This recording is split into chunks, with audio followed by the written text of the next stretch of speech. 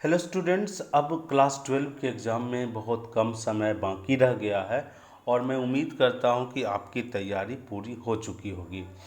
आज इस वीडियो के माध्यम से आपको मैट्रिक्स और डिटर्मिनेंट के मोस्ट ऑब्जेक्टिव 30 क्वेश्चंस का प्रैक्टिस करवाने जा रहा हूं। ये question student direct board model question है, यानी कि मॉडरेट क्वेश्चन है, ये टफेस्ट क्वेश्चन नहीं है। और आपको मैं बता दूं कि इसी लेवल का क्वेश्चन आपको इंटरमीडिएट के एग्ज़ाम में आएगा। तो आप इसको प्रैक्टिस करो। आप तो बहुत कुछ जानते होंगे। आप कमेंट करके ज़रूर बताना कि आपने कितना क्वेश्चन सही सही खुद से किया। उसके लिए आपको क्या करना होगा, वीडियो को पॉज कर लीजिए, खुद आंसर उसका लगाइए और हम फिर आंसर बताएंगे और उससे मिला करके देख लीजिए कि आपका आंसर सही हुआ या नहीं। इसमें आपको ऑप्शंस के साथ साथ हम सॉल्यूशन भी बताएंगे कि कैसे वो ऑप्शन पिकअप किया गया और क्यों वो ऑप्शन सही है। तो स्टूडेंट्स चलिए शुरू करते हैं। क्वेश्चन नंबर जो 1 है, इसमें क्या दिया हुआ कि दो मैट्रिक्स है जो कि आप देख रहे हैं, दोनों मैट्रिक्स इक्वल है। एक्स और वाई का वैल्यू के बारे में पूछा गया है।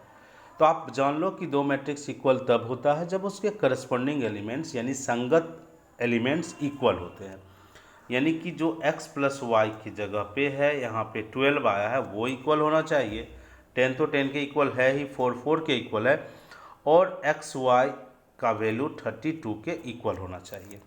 यानी अगर आप इक्वेशन की तरह सोचते हो तो x प्लस वाई का वैल्यू 12 होना चाहिए और x इंटू वाई का वैल्यू 32 होना चाहिए। और ये अगर आप ऑप्शन से पिकअप करते हो तो बहुत जल्दी कर सकते हो। यानी कि जोड़ने पर 12 होना चाहिए और मल्टीप्लाई करने पर 32 होना चाहिए। वो ऑप्शन नंबर ए है आपका और इसका सही आंसर है ए। चलिए अगले क्वेश्चन की ओर अगर हम लोग बढ़ते हैं, क्वेश्चन नंबर 2। क्वेश्चन नंबर 2 में स्टूडेंट क्या है, ए एक मैट्रिक्स है जिसका एलिमेंट्स आप देख रहे हो A0 2 2 है। दूसरा मैट्रिक्स है जिसका एलिमेंट है 2 0 10 4 और कंडीशन क्या है, ए स्क्वायर का वैल्यू बी के मैट्रिक्स के इक्वल है। ए स्क्वायर का मतलब स्टूडेंट ए को ए से ही जब हम मल्टीप्लाई करते हैं तब जो मैट्रिक्स आता है उसको ए स्क्वायर बोलते हैं। ए को ए से मल्टीप्लाई करना, मल्टीप्लिकेशन आप सीख चुके हैं। अगर मल्टीप्लिकेशन आपको नहीं आता हो तो कमेंट करके ज़रूर बताना। हम एक स्पेशल वीडियो बनाएंगे जिसमें आप सीख लेंगे कि मैट्रिक्स को मल्टीप्लाई कैसे करते हैं और मल्टीप्लाई करने का कंडीशन क्या होता है। एक्चुअली हम सभी मैट्रिक्स को मल्टीप्लाई नहीं कर सकते। मल्टीप्लाई करने का जो कंडीशन होता है वो होता है फर्स्ट मैट्रिक्स में जितना कॉलम्स होना चाहिए उतना ही सेकेंड मैट्रिक्स में रोज होना चाहिए, तभी हम मल्टीप्लाई कर सकते हैं। जैसा कि इसमें है 2/2 का ये मैट्रिक्स है, ये भी 2/2 का स्क्वायर मैट्रिक्स है, तो इसे मल्टीप्लाई किया जा सकता है। मल्टीप्लाई करने के लिए स्टूडेंट क्या करते हैं, हम रोज को यानी कि पंक्ति को स्तंभ से गुना करते हैं। ये पंक्ति का अवयव है और ये स्तंभ का अवयव है।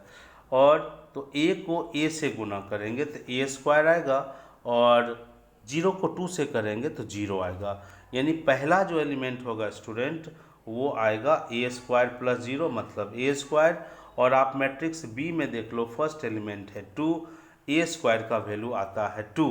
जब ए स्क्वायर का वैल्यू स्टूडेंट आएगा 2 तो ए का वैल्यू आएगा plus square root of 2 and दूसरा वैल्यू आएगा माइनस स्क्वायर रूट ऑफ 2। यानी कि इसका जो सही आंसर होगा ऑप्शन नंबर बी। चलिए अगले सवाल की ओर चलते हैं, क्वेश्चन नंबर 3। ये भी एक अच्छा क्वेश्चन है, बहुत बार आपके एग्जामिनेशंस में आया भी है। If a matrix has 8 elements then number of possible order is. यानी अगर किसी आव्यूह में 8 अवयव है तो वो कितना संभव ऑर्डर उस आव्यूह का संभव हो सकता है, बनाया जा सकता है। यानी 8 एलिमेंट्स वाला कितना मैट्रिक्स आप बना सकते हो, उसके ऑर्डर कितने हो सकते हैं। तो स्टूडेंट एक तो मैट्रिक्स बन जाएगा 1/8 का, दूसरा बन जाएगा 2/4 का, तीसरा 4/2 का यानी कि 4 रोज 2 कॉलम्स होंगे और लास्ट 8 रोज 1 कॉलम का। कुल मिलाकर के 4 एलिमेंट मैट्रिक्स ऑर्डर बन सकता है। इनकी इसके आंसर होंगे आपके ए। ठीक है, उम्मीद करते हैं आप ये सही खुद कर लिए होंगे। नेक्स्ट क्वेश्चन है question number 4। If a matrix A का जो ऑर्डर है वो m/n है दूसरा मैट्रिक्स है बी जिसका ऑर्डर है n बाय पी। तो मैट्रिक्स ए बी का ऑर्डर क्या होगा? अभी जस्ट कुछ ही सेकेंड पहले आप सुने थे कि मैट्रिक्स को मल्टीप्लाई हम तभी कर सकते हैं जब फर्स्ट मैट्रिक्स के कॉलम्स उतने ही होने चाहिए जितना कि सेकेंड मैट्रिक्स के रोज होना चाहिए। यानी कि स्टूडेंट यहाँ पे फर्स्ट मैट्रिक्स है m बाय n का, सेकेंड मैट्रिक्स है n बाय p ऑर्डर का। यानी सेकेंड मैट्रिक्स में रोज है n, यानी नंबर ऑफ रोज है n, नंबर ऑफ कॉलम है p। ये बीच वाला जो है वो मिल जाना चाहिए, मिल रहा है। तो जो न्यूली मैट्रिक्स होगा, जो नया आव्यूह बनेगा स्टूडेंट, वो बनेगा m बाय p का। यानी उसमें पंक्तियाँ होगी m और स्तंभ होंगे p। यानी इसका सही आंसर होगा m by p, B option सही है। अगला सवाल है स्टूडेंट, अगर a और b दो मैट्रिक्स है इस तरह से कि a square minus b square equal है a plus b into a minus b के। ये स्टूडेंट ये तभी इक्वल हो सकता है जैसे कि LHS तो आप देख रहे हो a square minus b square है। अगर RHS को अगर सीधा सीधा आप मल्टीप्लाई करते हो मैट्रिक्स के नज़रिए से, तो a को a से मल्टीप्लाई करोगे तो आएगा आपका a स्क्वायर, फिर आएगा माइनस बी ए, फिर आएगा प्लस ए बी और माइनस लास्ट में बी स्क्वायर।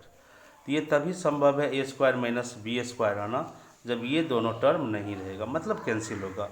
और ये तभी कैंसिल होगा जब ए बी और बी ए इक्वल होगा। क्योंकि स्टूडेंट आप ये भी याद रखो कि मैट्रिक्स का जो मल्टीप्लिकेशन है वो कम्यूटेटिव रूल को फॉलो नहीं करता है, यानी कि क्रम विनिमय नियम का पालन नहीं करता है। यानी इन जनरल ए बी और बी ए इक्वल नहीं आता है। तो ये तभी संभव होगा जब ए बी और बी ए सेम आएगा। आपका क्वेश्चन पूछा गया तो ए बी इक्वल टू क्या होगा? ये तभी संभव है जब ए बी और बी ए इक्वल होगा। इसका आंसर होगा ए। चलते हैं अगले सवाल की ओर। और अगला आपका सवाल है, एक डिटर्मिनेंट है जिसके एलिमेंट हैं x2 और 18x। दूसरा डिटर्मिनेंट है, तो x का वैल्यू क्या है? तो आप डिटर्मिनेंट जानते हो, इसका जो वैल्यू होगा सीधा सीधा x square minus 36। Right side का जीरो है क्योंकि 6 6 जा 36 माइनस 18 2 जा 36, ये तो जीरो हो गया। यानी कि आपका एक्स स्क्वायर का वैल्यू किसके इक्वल है? 36 के इक्वल है। तो x का वैल्यू क्या होगा? तो x का वैल्यू 2 होगा, एक 6 होगा, दूसरा माइनस 6 होगा। यानी कह सकते हैं आप प्लस और माइनस 6 इसके आंसर होंगे सी। क्वेश्चन नंबर 7, ये मोस्ट इम्पॉर्टेंट क्वेश्चन है, कह सकते हैं कि आपके एग्जाम में 100% आएगा, 100% आएगा। एक थर्ड ऑर्डर का स्क्वायर मैट्रिक्स है। थर्ड ऑर्डर बोले तो स्टूडेंट उसमें 3 रो और 3 कॉलम्स है, ठीक है। तो थर्ड ऑर्डर का स्क्वायर मैट्रिक्स है जिसका डिटर्मिनेंट वैल्यू 3 है। डिटर्मिनेंट वैल्यू 3 है तो 3a, यानी कि ए मैट्रिक्स को 3 से जब मल्टीप्लाई कर देंगे तब जो मैट्रिक्स होगा उसका डिटर्मिनेंट वैल्यू क्या होगा, ये पूछ रहा है क्वेश्चन में। अक्सर बच्चे इस क्वेश्चन में गलती करते हैं और ज़्यादातर ऑब्जेक्टिव में बच्चे इसका जो आंसर देते हैं 3 गुना 3 करके 9 दे देते हैं, वो गलत है। तो सही क्या होगा स्टूडेंट? तो ये एक क्वेश्चन डिटर्मिनेंट के प्रॉपर्टी से लिया गया है और डिटर्मिनेंट का प्रॉपर्टी कहता है कि अगर आप किसी एक रो में 3 से मल्टीप्लाई करते हो तो पूरा डिटर्मिनेंट वैल्यू 3 टाइम्स हो जाता है। और यहाँ आपके पास 3 रोज हैं और तीनों रोज में आपको 3 3 3 से मल्टीप्लाई करना है, यानी कि उस डिटर्मिनेंट का वैल्यू होगा 27 गुना बढ़ जाएगा।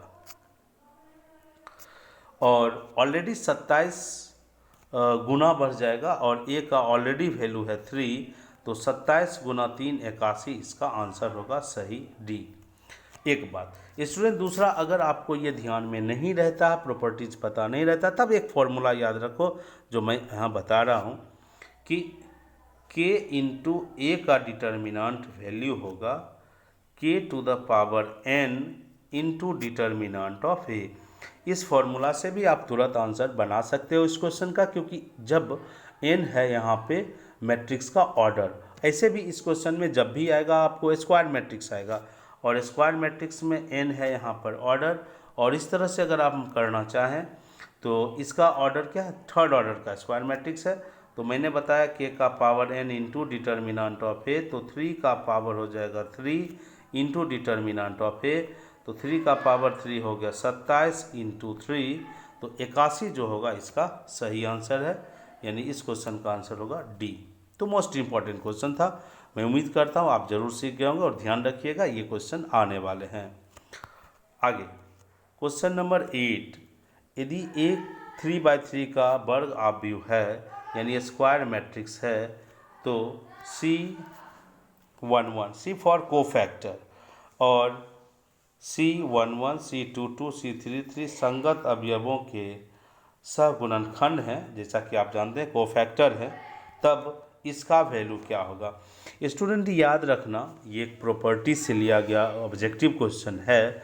अगर किसी रो के एलिमेंट्स को उसके करस्पॉन्डिंग कोफैक्टर से गुना करके जोड़ते हैं, यानी कि आप अगर किसी पंक्ति के अवयव को लेते हो और उसको उसी अवयव के कोफैक्टर से गुना करके जोड़ते हो, तब वो सारणी का मान देता है, यानी कि डिटर्मिनेंट का वैल्यू देता है। लेकिन अगर आप एलिमेंट लेते हो पहले पंक्ति का और कोफैक्टर लेते हो पहला पंक्ति के छोड़ करके, यानी दूसरा या तीसरा का, तब उससे जो गुना करने के बाद यानी कि उसके प्रोडक्ट का जो सम होगा वो 0 होगा। आप यहाँ ध्यान से देखो, ध्यान से देखने से आपको पता चलेगा कि इसमें एलिमेंट लिया गया है फर्स्ट रो का, यानी कि A11 A12 A13, और कोफैक्टर लिया गया है दूसरे रो का C21 या C22 या C23 स्टूडेंट। तो ऐसा करने से इसका वैल्यू आएगा 0 0, यानी कि ए ऑप्शन इसका सही है। चलिए अगले क्वेश्चन की ओर हम लोग बढ़ते हैं। ये बहुत बार स्टूडेंट ये क्वेश्चन आया है कि ए एक मैट्रिक्स है, ठीक है, एक मैट्रिक्स आपको फॉर्म करना है जिसका ऑर्डर होना चाहिए 3/3 का, ठीक, 3/3 का होना चाहिए, और उसका एलिमेंट्स, कई बार ये क्वेश्चन आ चुका, उसका एलिमेंट्स आपको क्या रखना है, 1 रखना है या फिर 2 रखना है। तो क्वेश्चन क्या है कि ऐसा कितना मैट्रिक्स बना सकते हैं अलग अलग, जिसके एलिमेंट्स या तो 1 होना चाहिए या 2 होना चाहिए, मतलब 1 और 2 के सिवा और कोई एलिमेंट्स नहीं होना चाहिए।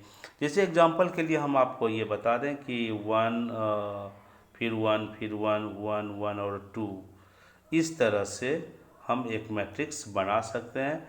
ऐसे ऐसे क्वेश्चन है कि कितना मैट्रिक्स बनाया जा सकता है जिसके एलिमेंट्स के रूप में 1 या 2 ही लेना है।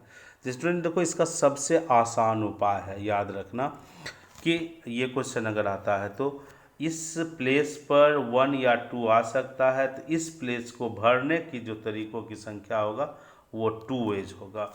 इस प्लेस पर भी स्टूडेंट 1 या 2 आ सकता है, तो इसको भी फिलअप करने का तरीकों की संख्या होगा 2। इस तरह से हर प्लेस को भरने का तरीका होगा 2 वेज, यानी पॉसिबल जो मैट्रिक्स होगा 2 2 2 2 9 टाइम्स, यानी 2 का पावर 9, जो कि हो जाएगा 512, यानी कुल 512 मैट्रिक्स स्टूडेंट बन सकते हैं, जो सिचुएशन है उसके अनुसार। तो इसका आंसर होगा 512, ऑप्शन नंबर सी। अगर यही क्वेश्चन रहता 2/2 का, तब इसमें नंबर ऑफ पॉसिबल मैट्रिसेज होता, वो आता 2 इंटू 2 इंटू 2 इंटू 2 यानी 4 टाइम्स, यानी 2 का पावर 4, यानी कुल 16 मैट्रिक्स बनता। आप सिचुएशन देख लेना और उसके आधार पर कर सकते हो। पावर होना चाहिए वो जो मैट्रिक्स के ऑर्डर को मल्टीप्लाई करने के बाद आता है। अगर 2/3 का पूछा जाता स्टूडेंट, तो 2 का पावर आ जाता 6। ये देख करके आप करना। ऐसे मोस्ट कॉमनली हमने देखा है कि वही क्वेश्चन आता है जो एनसीईआरटी बुक में भी ये क्वेश्चन है, तो इसका आंसर होगा 512। चलते हैं नेक्स्ट क्वेश्चन की ओर। ये एक सीधा साधा है, डिटर्मिनेंट है, आप गेस करो कि इस डिटर्मिनेंट के वैल्यू कितने होंगे। खास करके स्टूडेंट मैं एक आइडिया बता रहा हूँ, अक्सर जो भी डिटर्मिनेंट ऑब्जेक्टिव में पूछे जाते हैं उसका आंसर या तो 0 होता है या 1 होता है या -1, ज़्यादा लंबा चौड़ा नहीं होता इन जनरल। बट आप वहाँ पर देख लोगे कि जैसा क्वेश्चन है उसके मुताबिक उसको प्रोसेस करना है।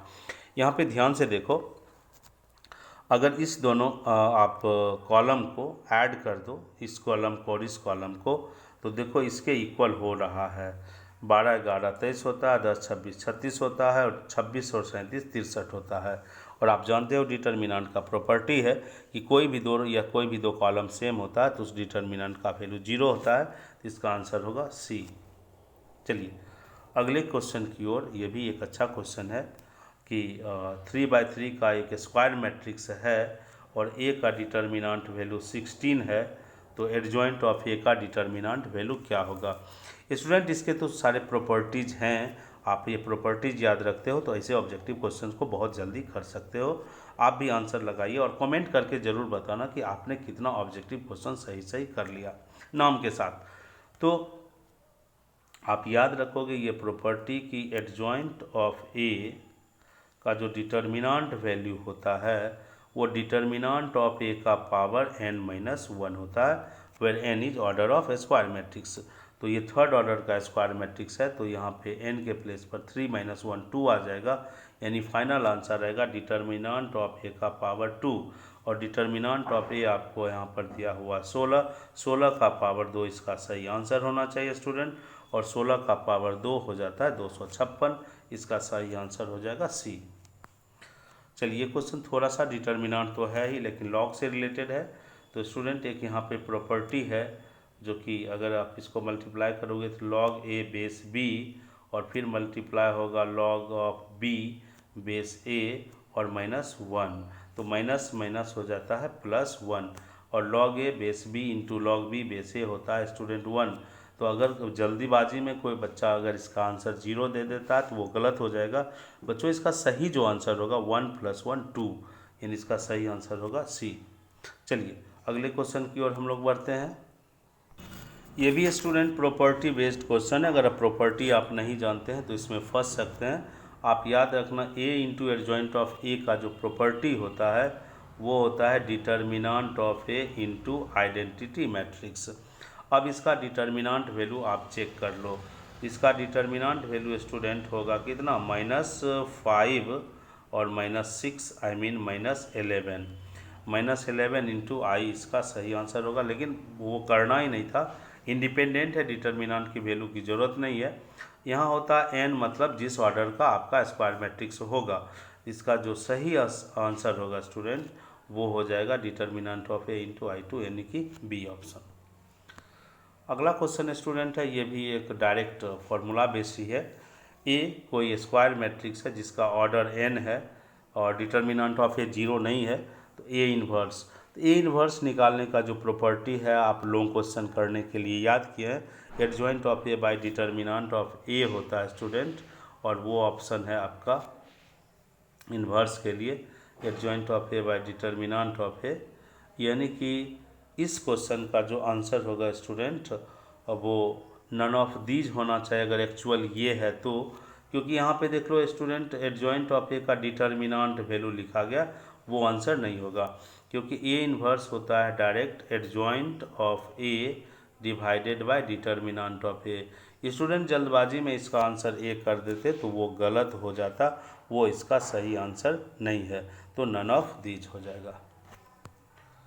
नेक्स्ट क्वेश्चन स्टूडेंट, ए 4/4 का एक स्क्वायर मैट्रिक्स है और के कोई रियल नंबर है, तो के ए याद होगा, इससे पहले मैंने इस पर एक फॉर्मूला लिखा था और वो था के का power n into determinant of A, K का power n into determinant of A, और वो n जो है स्टूडेंट वो है ऑर्डर ऑफ मैट्रिक्स, तो यहाँ पे 4 ऑर्डर का है, जिसका आंसर हो जाएगा बी। ये भी एक अच्छा क्वेश्चन है स्टूडेंट कि अगर a² - a plus identity matrix, ये O है, 0 नहीं है, O है, O मीन्स 0 मैट्रिक्स, तो A का व्युत्क्रम आई मीन A का इन्वर्स क्या होगा। ऐसे क्वेश्चन को स्टूडेंट आप लोग क्या करेंगे, A से दोनों तरफ मल्टीप्लाई कर देंगे, A इन्वर्स से, A inverse A² minus A inverse into A plus I में ए इन्वर्स से मल्टीप्लाई करेंगे तो वो ए इन्वर्स हो जाएगा इक्वल टू 0, क्योंकि आइडेंटिटी मैट्रिक्स स्टूडेंट ऐसा मैट्रिक्स होता है जिससे किसी को भी मल्टीप्लाई करो तो उस पर कोई इफेक्ट नहीं पड़ता है। अब स्टूडेंट ए इन्वर्स A² है, ए इन्वर्स ए न्यूट्रलाइज होकर के आइडेंटिटी बनाएगा, आइडेंटिटी इंटू ए, यानी आई ए होगा यहाँ से, और यहाँ से बन जाएगा आपका आइडेंटिटी मैट्रिक्स, और plus a inverse is equal to आपका आ जाएगा 0 मैट्रिक्स। अब ए इन्वर्स पूछ रहा तो आई माइनस आई ए होगा, और आई ए होता है ए, आई ए क्या हो जाता है ए, तो आंसर हो जाएगा ए माइनस यानी आई माइनस ए, यानी सही आंसर है डी। चलिए अगला क्वेश्चन देख। क्वेश्चन नंबर 17 है स्टूडेंट, एक डिटर्मिनेंट दिया हुआ जिसके एलिमेंट्स दिया हुआ है, और आप ध्यान से देखो इसमें क्या किया गया, फर्स्ट रो का एलिमेंट्स है और फर्स्ट रो के एलिमेंट्स को फर्स्ट रो के को फैक्टर से मल्टीप्लाई किया गया। और मैंने आज आपको प्रॉपर्टी बताया कि किसी डिटर्मिनेंट में कि अगर किसी भी रो का हम एलिमेंट्स लेते हैं और उसको मल्टीप्लाई करते हैं उसी के करस्पॉन्डिंग को फैक्टर से और तब ऐड करते हैं, तब डिटर्मिनेंट का वैल्यू आता है, और डिटर्मिनेंट का वैल्यू है डेल्टा, तो डेल्टा इसका सही आंसर हो जाएगा इन option number A. Question number student 18, A क्या है, एक थर्ड ऑर्डर का स्क्वायर मैट्रिक्स है और ए का डिटर्मिनेंट वैल्यू है 2, एडजॉइंट ऑफ ए का डिटर्मिनेंट वैल्यू पूछ रहा है। ये भी स्टूडेंट प्रॉपर्टी होता है एडजॉइंट ऑफ ए, अगर नहीं पढ़े हैं तो याद रखना होगा, determinant of a to the power n minus 1 whole square. तो n है और थर्ड ऑर्डर का मैट्रिक्स, तो 3 माइनस 1 हो जाएगा 2, 2 का स्क्वायर 4, और डिटर्मिनेंट ऑफ ए है आपका खुद 2, तो 2 का पावर होना चाहिए 4 इसका, तो सही आंसर होगा 16। क्वेश्चन नंबर 19 स्टूडेंट, ए पता है बी पता है 2a प्लस 3b, यानी कि ऐसा क्वेश्चन तो आ चुका है कई बार। ए मैट्रिक्स में आप 2 से मल्टीप्लाई कर लीजिए, बी में 3 से मल्टीप्लाई कर लीजिए, फिर ऐड कर दीजिए। तो ए में जब आप 2 से करोगे तो यहाँ 3 है, 3 हो जाएगा 2 से मल्टीप्लाई यानी 6, और इसमें करेंगे 3 से तो 21 हो जाएगा, 21 और 6 27। तो देखिए 27 सभी में है। आगे बढ़ते हैं, यहाँ पे है 6, यहाँ पे देख लो जो 6 है, और यहाँ पर 8 है, 8 3 जा 24 और यहाँ पे हो जाएगा 2 बार, तो 24 और 12 हो जाता है 36, 27 36 दोनों में है, 2 अभी चांसेस बन रहे हैं। आगे बढ़ते हैं, इससे बनता है 10, इससे बनता है 15, 15 10 25, ये भी है इसमें, तो लास्ट चांस है आपको चेक करने का, तो 3b है, तो यहाँ से हो जाएगा 18, 18 माइनस 8 10, यानी आपका सही आंसर हो जाएगा बी। यानी आसान क्वेश्चन था, आप ठीक से कर लोगे तो हो जाएगा। क्वेश्चन नंबर 20, ये डिटर्मिनेंट है, इसको इससे मल्टीप्लाई करेंगे, लेकिन यहाँ पे ट्रिगोनोमेट्री का आपको फॉर्मूला लगेगा, क्योंकि cos 15 और cos 75, ठीक, और माइनस sin 15 और sin 75, इसमें फॉर्मूला स्टूडेंट कौन लगेगा, फॉर्मूला लगेगा ये कि cos A cos B minus sign A sine B, cos A plus B हो जाता है, और कॉस ए प्लस बी होने की वजह से 15 और 75 हो जाएगा 90, और कॉस 90 कॉस 90 डिग्री का वैल्यू होता है 0, इसलिए इसका आंसर हो जाएगा स्टूडेंट ऑप्शन नंबर सी। इसको देखिए, ये एक डिटर्मिनेंट है, ये भी मोस्ट इम्पॉर्टेंट क्वेश्चन है, मोस्ट कंफ्यूजिंग क्वेश्चन है। आप इस डेल्टा में 3 टाइम्स करते हैं, याद रखिए, और जब 3 टाइम्स का आपको डिटर्मिनेंट चाहिए तो सारे एलिमेंट में 3 से नहीं करेंगे, आप सिंपली किसी एक रो या किसी एक कॉलम में 3 से मल्टीप्लाई कर दोगे तो आंसर आ जाएगा। इसलिए इसका सही आंसर, अगर आप बी सोचते हैं तो गलत है, इसका सही आंसर हो जाएगा ऑप्शन नंबर सी, किसी एक रो या किसी एक कॉलम में 3 से मल्टीप्लाई करना था। यहाँ पे स्टूडेंट जो क्वेश्चन नंबर 22 है, ये अच्छा क्वेश्चन है, ABC AP में है और फिर इस डिटर्मिनेंट का वैल्यू पूछ रहा। आप एग्ज़ाम में इसके 2 मेथड अपना सकते हो, ABC AP में तो आप ए के जगह पे 1, बी के जगह पे 2 और सी के जगह पे 3 लेकर के आंसर मैच कर सकते हो। दूसरी बात क्या है इसमें, इसका जो वैल्यू है आप याद भी रख सकते हो, अक्सर जब भी क्वेश्चन आया तो इसका आंसर 0 भी हुआ है। आपको सिर्फ बनाने के लिए मैं बता दूं कि R1 में अगर आप R3 को ऐड कर दोगे तो वो देखोगे R2 का दुगुना हो जाएगा, R2 का दुगुना हो जाएगा। और आप प्रॉपर्टी जानते हो कि किसी डिटर्मिनेंट के कोई भी दो रो या कोई भी दो कॉलम सेम हो या प्रोपोर्शनल हो यानी समानुपाती हो तो उसका वैल्यू 0 होता है, इसलिए इस क्वेश्चन का आंसर होगा 0। Question number 20। तो इसको आप अगर ब्रेक कर लेते हो तो फाइनली आपको इस डिटर्मिनेंट को ब्रेक करने पर आएगा एक्स क्यूब माइनस, जो ब्रेक करने का आपके पास तरीका है वो सही है, वैसे ही करोगे, प्लस 126 इक्वल टू 0।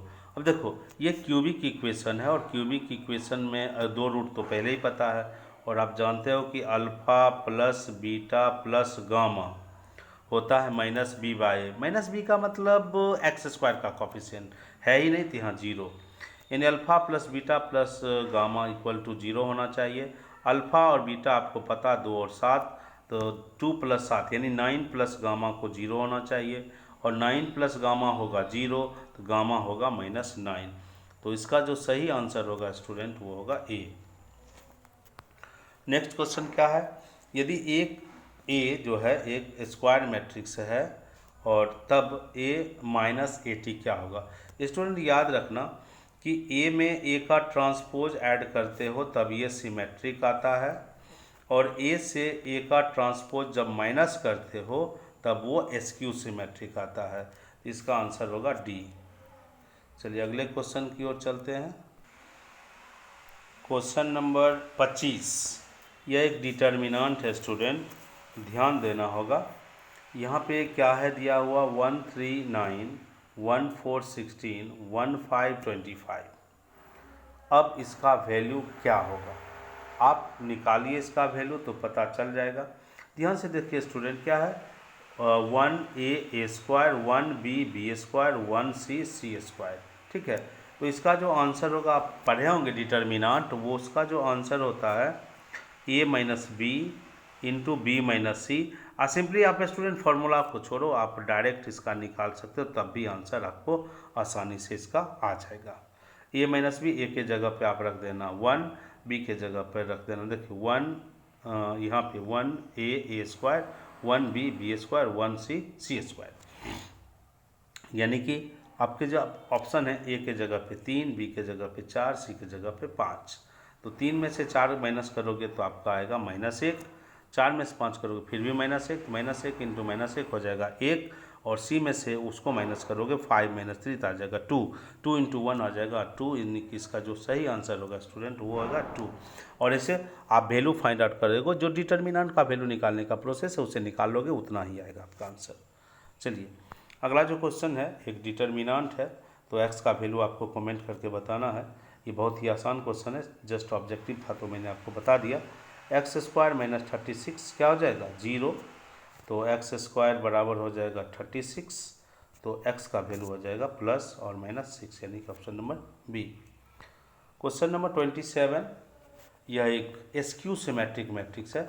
याद रखना स्टूडेंट, जब भी विषम सममित आव्यूह होता है, मैट्रिक्स होता है, तो उसके जो डिटर्मिनेंट एलिमेंट्स होते हैं मैट्रिक्स के, वो एक दूसरे के अपोजिट साइन होते हैं, यानी कि अगर उसके सारे एलिमेंट्स को जोड़ेंगे, ऐड करेंगे, तो वो निश्चित रूप से 0 आएगा।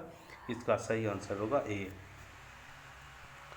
क्वेश्चन नंबर 28, ए एक मैट्रिक्स दिया हुआ है जिसके एलिमेंट 2 2 2 हैं, इसके स्क्वायर करना है, यानी फर्स्ट रो को फर्स्ट कॉलम से स्टूडेंट मल्टीप्लाई करना है, तो 2 2 जा 4, फिर 2 2 जा 4 8 होगा, और 8 अगर जब आप कॉमन ले लेते हैं तो 1 1 1 1 1 आएगा, लेकिन आपको 4 कॉमन लेना ताकि 2 2, तो इसका आंसर हो जाएगा 4 टाइम्स 80।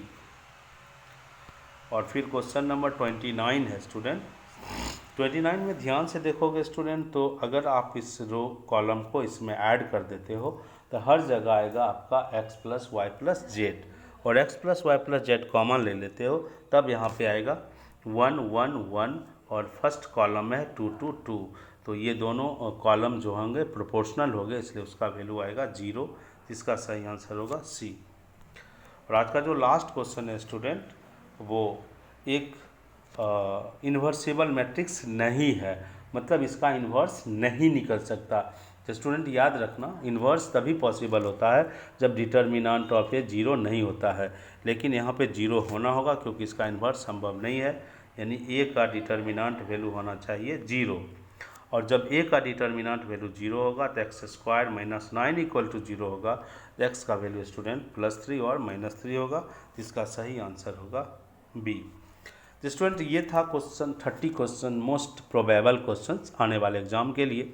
आप कमेंट करके ज़रूर बताना कि आपने कितना आंसर सही कर लिया है, और अब आपको किस टॉपिक का ऑब्जेक्टिव मोस्ट प्रोबेबल वीडियो चाहिए, ये कमेंट करके बताना, ताकि अगले वीडियो में उसी टॉपिक पे हम वीडियो बना के ऑब्जेक्टिव क्वेश्चंस को करवाएंगे। Thank you.